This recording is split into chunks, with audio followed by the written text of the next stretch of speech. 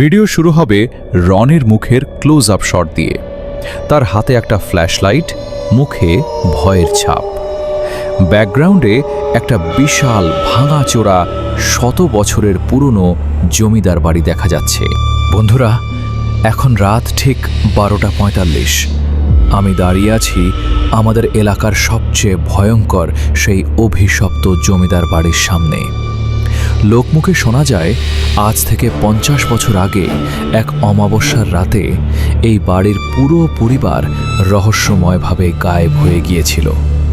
তারপর থেকে যারাই এই বাড়িতে রাতে এসেছে কেউ জীবিত ফেরেনি। আজ আমি ভেতরে যাচ্ছি। রনি মেইন গেটের দিকে এগোয়। মোর্চে ধরা লোহার গেটটি একা একাই এক বিকট শব্দে ক্রিচ করে খুলে যায়। রনি ক্যামেরা ঘুরিয়ে গেটটা দেখায়। ওরে বাপরে, বাতাস ছাড়াই গেটটা খুলে গেল, নাকি অন্য কেউ খুলল? ভেতরে যাব কি যাব না বুঝতে পারছি না।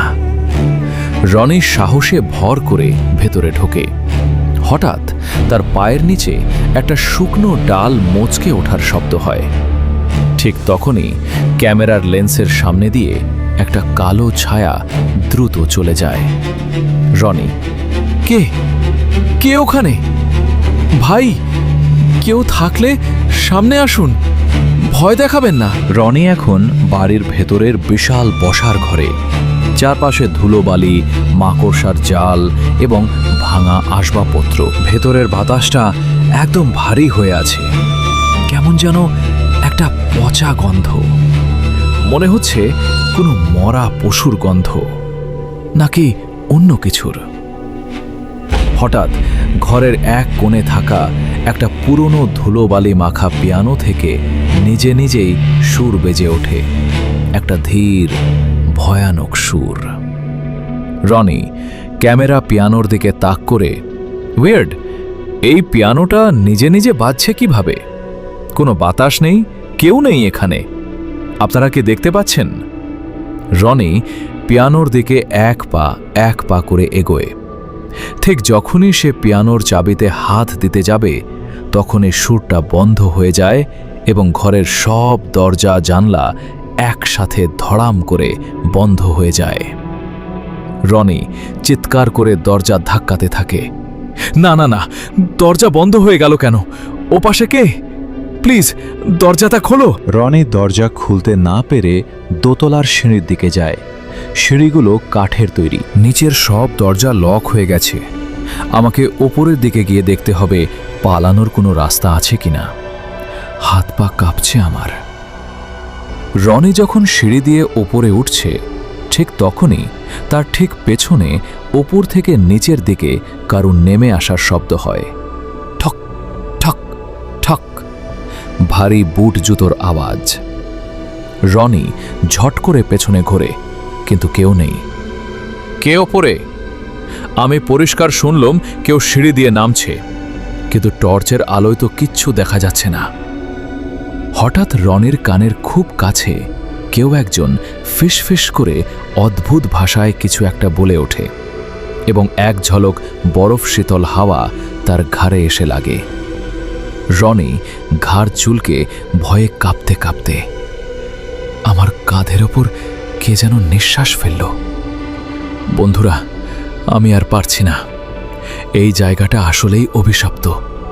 আমাকে এখনই বের হতে হবে। রনি দৌড়ে দোতলার একটা বড় ঘরে ঢোকে। ঘরটার দেয়ালে একটা বিশাল বড় ধুলো জমা আয়না আছে। আমি এই ঘরটায় আশ্রয় নিয়েছি, কিন্তু এখানে কেমন যেন একটা অদ্ভুত অনুভূতি হচ্ছে। মনে হচ্ছে দেয়ালগুলো আমার দিকে এগিয়ে আসছে। রনি আয়নার সামনে গিয়ে দাঁড়ায় তার টর্চটা নিয়ে।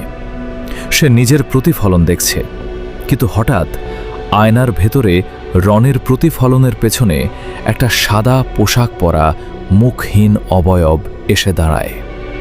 রনি আয়নার দিকে তাকিয়ে স্তব্ধ হয়ে যায়।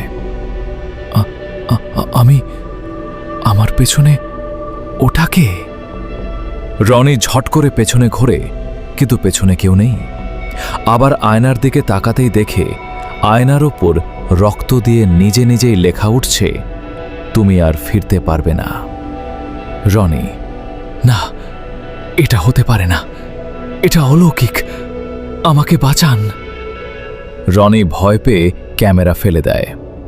ক্যামেরাটা মেঝের ওপর পড়ে থাকে এবং কোনাকুনিভাবে ঘরের সিলিংটা দেখাতে থাকে। ক্যামেরা মেঝেতে পড়ে আছে, লেন্স কিছুটা ঝাপসা।